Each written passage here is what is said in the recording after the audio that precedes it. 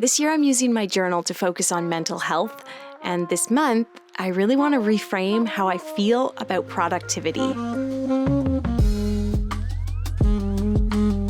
Hey friends, welcome to the January 2025 BuJo setup. My name is Shayda Campbell, and I kind of love winter. Yeah, I didn't think I'd ever say that, but lately I find myself enjoying the slowness of this season, the dark, the gloom, but also the candlelight, the rest. It feels like a time for planting seeds, and that's where my journal comes in. So let's sit down at my desk and get started. It feels so good to be back in the studio. Parents will get that one.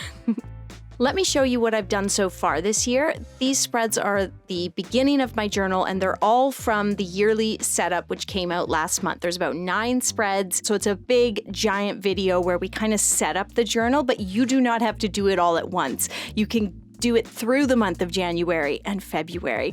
I always start my journal with a little nameplate page, just something that says Shayda's Journal. Then I will typically do a cover page to set like an intention for the journal. And this year it's grow slow and it's mental health. And then I tuck some affirmations underneath, which I have yet to fill out.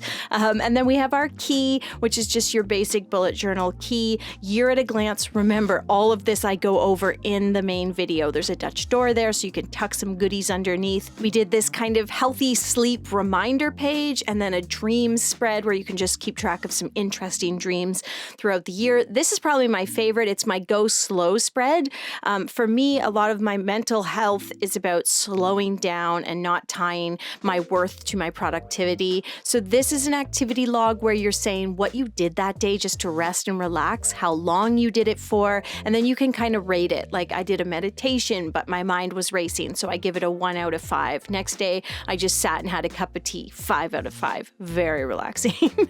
Anyway, this is all available, by the way, BT dubs, over on Patreon. So you do not have to design this. You don't want to do that spread every week. You can just print it out and stick it in your journal every week. And that is all available for my patrons. It's only $3 a month to join. The price never goes up, blah, blah, blah, blah.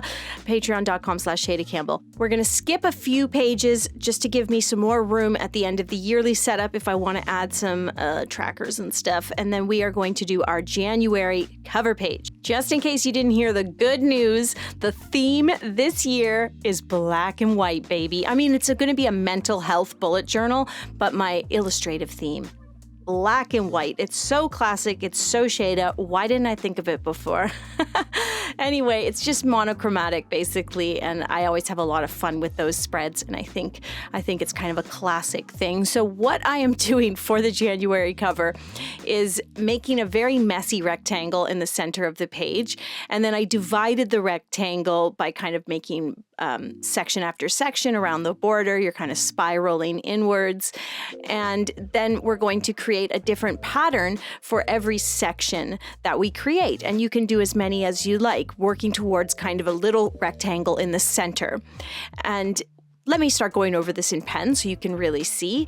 I am using the Faber-Castell black brush pen. It's got a really nice, thin, delicate, fine brush point that's great for doing illustrative work, but kind of like a paintbrush. It's also great for filling in larger spaces. So we're going to draw in all these delicate little lines, and I've even got a little square in there at the bottom. And then we can use the same marker to fill in larger areas like this up here where I've got this big white leaf pattern, and I want to create a nice dramatic black and white design. So I'm going to fill in all of the negative space with that dark black. And from there, we're going to keep going around and creating really simple yet striking designs. And I'm doing mostly florals, mostly organic shapes, I guess would be another way to say it. With this theme, the black and white and the mental health, I'm taking a lot of inspiration from my last 2 years of journaling. And if you recall, the themes were folk art and pattern play. So a lot of sort of folky illustrations. This is basically just a big pattern. I'm having a lot of fun with that kind of art, especially in my journal. So if you are following along, great, just follow along and do the vines, the berries, the stripes. I'm doing some ovals here. But if you want to create your own patterns, just think about what do you like to draw. It could just be like a gingham checked pattern. It could be polka dots. It could be little moons and stars. You can get pretty creative, and you really don't have to do much more than a simple doodle. As I said often last year, that's the fun of pattern play, is taking a really simple drawing like a basic flower and then repeating it to create something that's really, really striking. So I'm just doing, I did the little lily of the valley there. I'm doing a large kind of poppy over here, berries, stripes, and then I decided to do like a single flower at the bottom in that square shaped one, doing a little house down here, and that's another one where I'm going to do black. So I've got at least 2 areas where the negative space is black, creating more of a graphic look. And then you'll see I did a little bird in the center, but don't bother drawing him yet because I ended up changing it, but still going with a bird theme. Okay, so I decided to do an owl in the center here. So you kind of start with a sideways teardrop shape.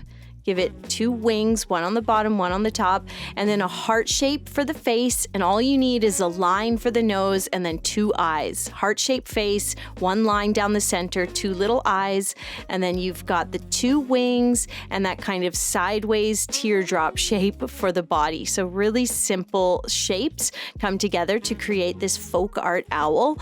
And then I'm doing more little teardrop shapes to create a pattern on his wings, and then some little scalloped details for its feathers and more lines to show feathers. And then I am going to use, shocking, some vines or leaves to create a pattern around the owl. So again, really simple stuff, all things that I think you'll be successful drawing. But just one more reminder, if you don't want to draw this, you can print it out on Patreon. My patrons are the reason that I can do these free videos on YouTube. If you like this content and you want to see more of it, as the landscape of YouTube and all social media changes, my patrons, that community that we've built over there, is more important than ever. So head to patreon.com/Shayda Campbell to check it out. I've kept it really inexpensive over the years, and when you sign up for that $3 tier, you get access to, I think there's 50 plus worksheets, 70 or 80 plus exclusive tutorials. So it's a huge wealth of content at this point that I'm really proud of. Okay, let's see. I'm just doing a bit of line shading down here on the bottom to create some more drama.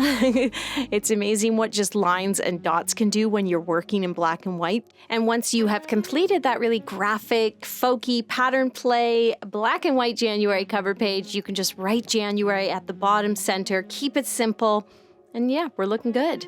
I had a lot of fun with that. Print it out if you like, or design it on your own with the help of this tutorial here on YouTube. Okay, flip over, and I've got a really fun mental health tracker that I think is going to be beneficial for me especially. So this tracker is all about reframing the way we feel and think about productivity. In fact, we're going to put a little banner down here at the center that says reframing productivity. I'm just going through this quickly because it's a bit boring, but I've made a large rectangle in the center of the left-hand page, divided it into 4, and then put 4 title boxes at the top. So there's your basic setup. Then here are the titles we're putting in those boxes. The top one is the current story. That's what we tell ourselves. The second one is the origins. Where does this story that we tell ourselves come from? How does this affect me? And then how do we reframe that story? We're going to talk all of this through in a second. I'm just putting that title, Reframing Productivity, in. I'm so not good with hand lettering, but what I always say is just do it in pencil first and keep practicing. Okay, so let's chat. So I am someone who feels like their worth is tied to their productivity. I really struggle to relax and rest. And when I do rest, even if I'm sick, I feel very anxious about the fact that I'm resting and not getting things done. So my current story would be saying something like, I took time off, now I'll never get caught up. So those are the types of thoughts that I have in my head as I return to work, which is creating these videos after a Christmas holiday. If I'm not working, I'm wasting time. Those are my thoughts. They're annoying. So the origins of these thoughts, That's the next thing we're going to try to record here. It could be something like, I was always praised for getting good grades or being busy. So this tracker, this part of this exercise, you can do this once or you can do it many times. How does this affect me? Well, I feel anxious when I do rest. I tie my worth to my productivity. I don't rest even when I need to. And then finally, reframing. How can I take that negative thought and reframe it into something positive? So for me, it's like resting helps me perform better. I get a lot of creative inspiration in my downtime. So I'm trying to teach myself to think differently about rest. And now this left-hand side here, it's something that you can do many times, or you can just do it once, like I have. I've gone through my current story, the story I tell myself over and over. You're not allowed to rest. You're not worthy of rest. You have to keep busy. And then I'm going to reframe it into, you need to rest. It will help you do better. It will help you recharge and draw more creative ideas. And then over here on the other side, I'm making this big chart, which has 5 columns, and then you can do as many rows as you like. The 5 columns are the date, the trigger, the feeling, how we are affected by that feeling, and then reframing those thoughts. Okay, so let me just get super personal. I mean, this is already quite personal, but let me give you an example. So it is Tuesday, January 7th, and the trigger is that I am trying to make new social media content after an extended period off, 2 weeks off. So I make it sound like I was gone for a year. Okay, and the feelings I'm having are like a lot of guilt and anxiety. I'll never get caught up. I shouldn't have taken that time off. It's been a really long time since I've actually taken 2 weeks away. And the effect of those feelings is that I'm a little bit moody. I'm highly anxious. I'm a bit freaked out and not feeling very creative, not feeling like I can really dig into work because I'm so anxious and annoyed with myself. So I need to reframe. So reframing that trigger is, I needed that time off in order to make better content and come back stronger this year. So that's just one day and one trigger, but I'm going to try to do that all month, and I will probably just end up printing that chart out again because you can get this on Patreon as well. So next time I will just print it and paste it on the following page, and I'll just keep recording. I'm going to try to do it a couple times a week when I have a strong trigger, like, oh, Sully was sick and I had to take an afternoon off. Now I'm feeling anxious. I'll never get caught up. I shouldn't have been resting. Wasn't there a way to work while I was helping him? Like, of course not. We were cuddling. He needed me. I was where I should be. So reframing all those big emotions and nagging thoughts. To finish this pretty little spread, I am just doing leaves. Simple leaves and branches, a shade to go to. In keeping with my mental health theme, this year I'm trying to design spreads that are really relaxing and meditative to create. When I doodle leaves, I don't have to think about it. I can just lose myself in the process. And the act of journaling, the act of doodling actually is also good for my mental health. And I hope you'll find that as well. I hope you find these spreads achievable. If you want to print them on Patreon, great. I really appreciate the support. But of course, there's everything you need in these videos is here for you to follow along and design them yourself. So we're going to actually flip back now to before the January cover page. And the last thing I want to do in today's video is create a goals page. And to do that, I am doing a bit of collage. I've got some black paper, some craft paper. I just used pencil to sketch like a very simple flower with 2 leaves on the black paper. It's black watercolor paper, BT Dubs, linked it in the video description. And then I had a little envelope. I keep stuff like that. And I decided what I needed to do for the goals, because I find goals very personal. Like, if you're going to write down your true dreams, I don't want to have it sitting out on a journal page for everyone to see. Partly because, yeah, I'm making these videos, but I was thinking, even if I wasn't documenting this on YouTube, I think I would want my goals kind of tucked away. Some of them are big and it's scary to have them like sitting out there for others to see, but I do want to write them down and affirm them. So I am going to just write them on a little piece of paper and tuck it in the envelope. So to kind of create a spread that was balanced with an envelope glued to it, I thought collage would be a nice way to do that. So you can paste in the envelope, but you can also paste in some ripped paper, some cut paper flowers and leaves. And then finally, to finish everything off, I used that Faber-Castell black brush pen, what am I saying, to create some very simple leaves and flowers.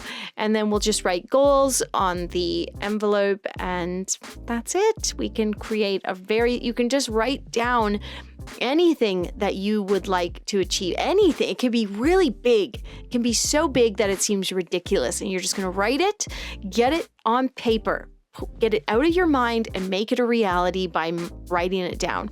Tuck it in an envelope, and then you can take it out and look at it anytime. Okay, let's take a look at what we did. We have a black and white pattern play January cover page. I had a lot of fun designing that. We have a reframing productivity exercise and tracker. You can print all of this stuff and use in your own journal. And I had a lot of fun doing the collage, so I highly recommend the collage as well. A good bang for your buck. And if you want to follow along with all these other spreads, go watch the yearly setup for 2025. It is a great video to introduce yourself to bullet journaling. And you can print out every single spread that you see in that video, if that's your thing. Okay, I'm done. Hit the subscribe button, and I'll see you soon with a new tutorial.